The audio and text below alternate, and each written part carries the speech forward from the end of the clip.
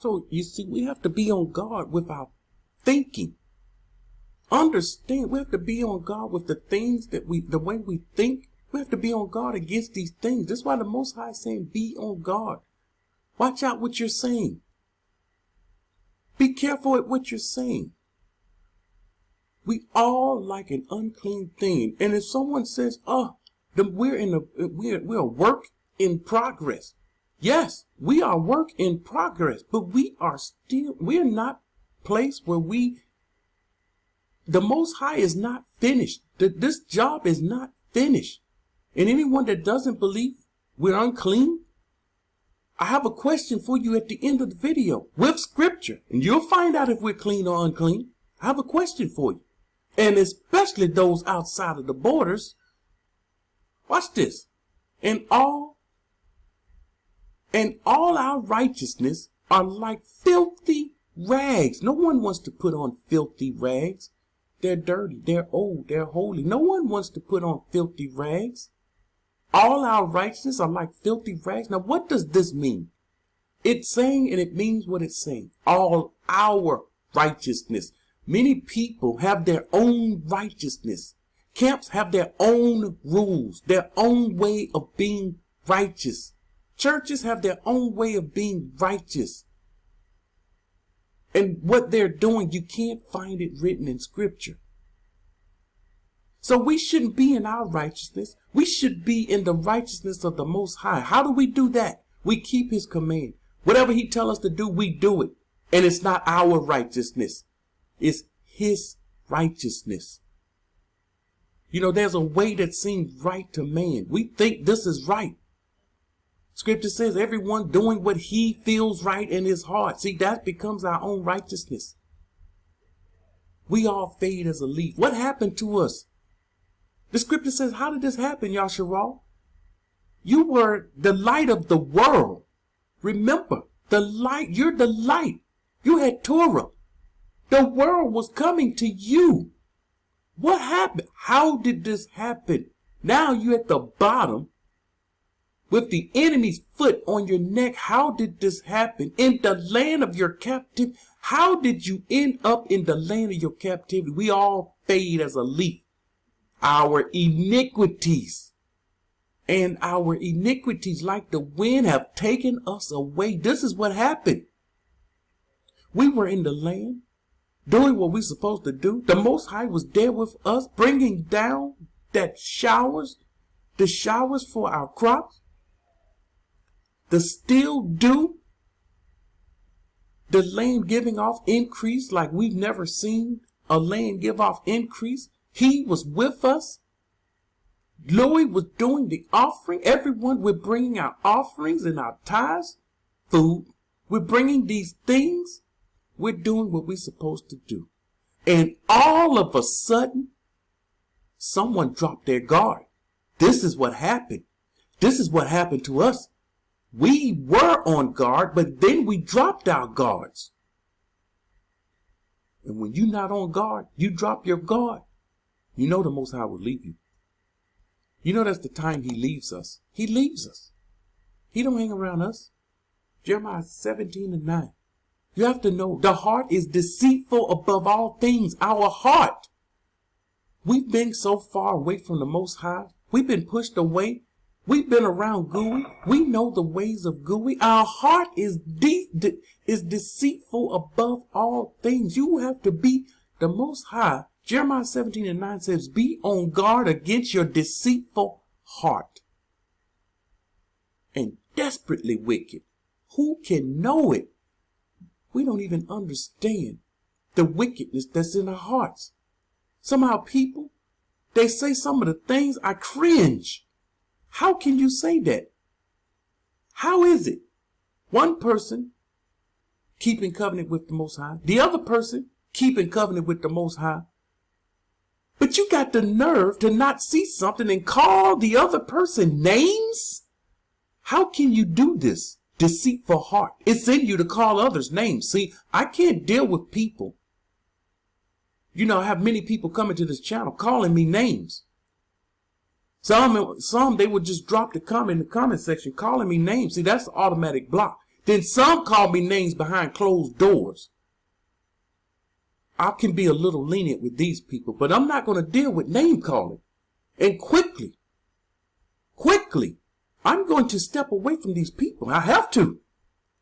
Their heart is deceitful and wicked. Who are you to call others names? The Most High doesn't want his people calling each other names. Before I began this channel, the Most High gave me instructions. One of the instructions was not to be going back and forth with people. This is one of the instructions, not to be arguing with people. If someone comes to this channel and they say, I believe spaceship's going to come and get us. I believe Yahuwah is going to gather us and we don't have anything to do. I can't do nothing for these people except block them, because you have your belief and I have my belief. I choose to believe what the scripture says. But there's no sense. There's no use in calling names. Your camp leaders do this. Christian pastors do this. See, this is how I know these people are not operating under the Most High. They're going back and forth with people calling each other names. The Most High frowns on this. Why? Because none of us are clean. None. And some of us, because we get knowledge, some knowledge and understanding, we put ourselves on a pedestal. Some of us within the borders right now putting themselves up on a pedestal. Why are we doing this? You do know 2/3 is going to get cut off. Coming out and getting within the borders, that's a step that's needed. But that's the beginning of the journey. 2/3 is going to be cut off. And none of these people that talk about Most High gathering us, none of them do they ever mention, why is 2/3 getting cut off? Why is the Most High gathering rebels in the wilderness? Why? Only to cut them off. That makes no sense. He's going to gather them. Listen at this, righteous people. I want the righteous people to hear this, because this is what many people believe. They believe the Most High is going to take wicked people, rebels, gather them out of the countries, bring them over, however, rapture, spaceships, you name it, boats, gather them. You know the Most High going to gather us.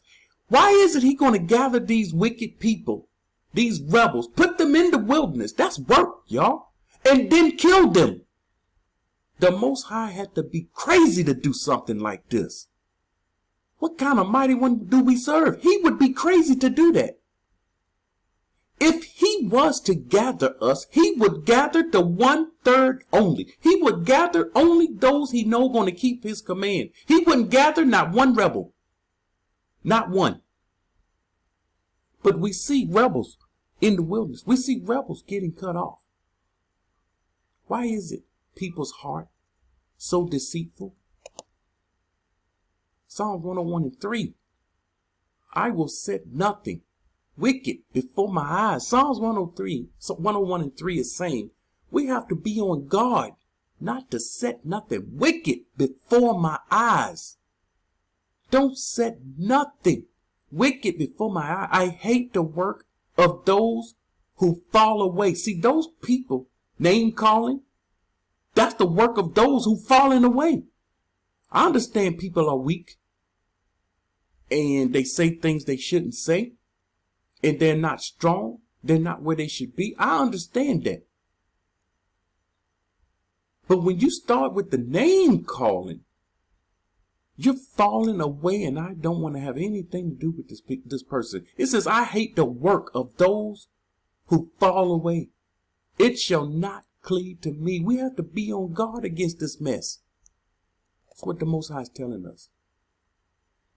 James 2:1-7. My brethren, do not hold the belief of Yahushua, the master, and splendor with partiality. This is what he's saying. Don't show partiality. Beware. Be on guard against partiality. For if there should come into your assembly, when the Christians read this, they think this is church. When the camps read this, they'll say this is our assembly. When we assemble together. This is not what it's talking about. How can we get that from this?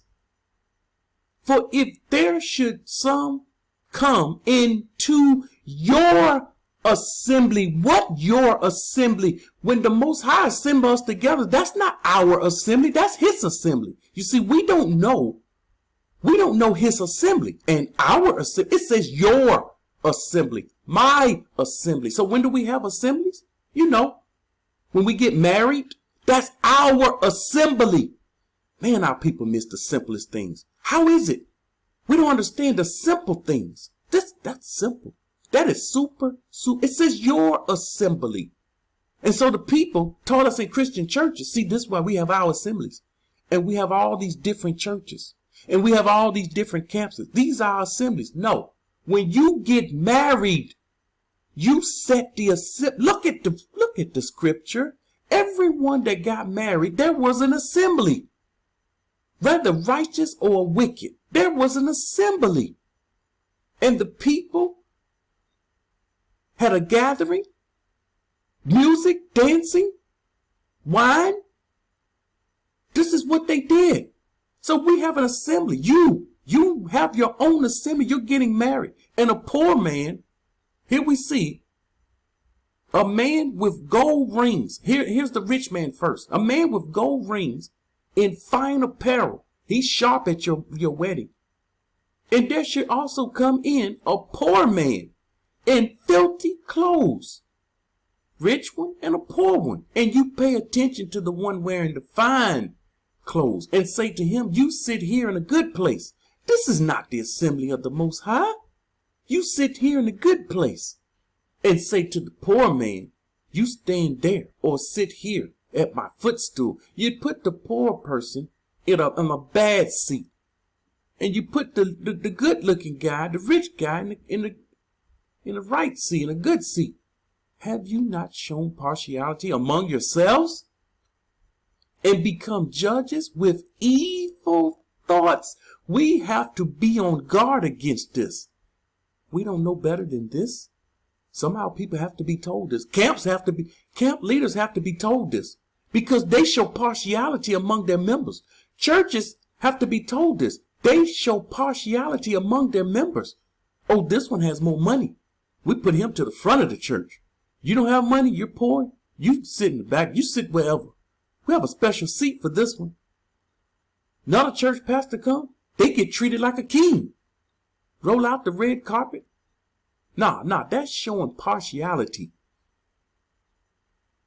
Listen, my beloved brother. He trying to get our attention. He says, listen up. Has Yahuwah not chosen the poor? Now he's coming with his knowledge and understanding. And he's coming with a question. And this is how we are to deal with people. Ask them questions. This is what we learned from scripture. Has Yahuwah not chosen the poor of this world to be rich in their belief and the heirs of the kingdom? We don't know the Most High chose these poor people. We don't know this.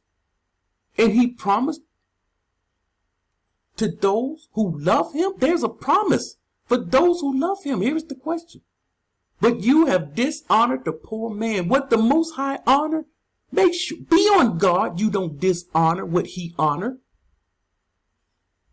Do not the rich oppress? Now we're going into the rich with another question. Do not the rich oppress you and drag you into the courts? Rich people oppress us and drag us into courts unrighteously. Do they not blaspheme the noble name? Do they not even blaspheme the name of the Most High? But we honor and we look up to these rich people. How is it we honor and look up and hold them in high esteem because of their money? And we look down on the poor man. We don't pay any attention to the poor man. How is it that we do this? We don't understand these things. Tobit 4:21. So don't worry, my child. Listen to this. You see, many people, they say, I'm poor. How can I flee? My wife and I, we had to deal with this question last night. But people are poor. How can they flee? I'm dealing with this question a lot. People are poor. How can they flee? They don't have means. They can't flee. So how is it these people are to flee? And we have to let them know what the scripture says.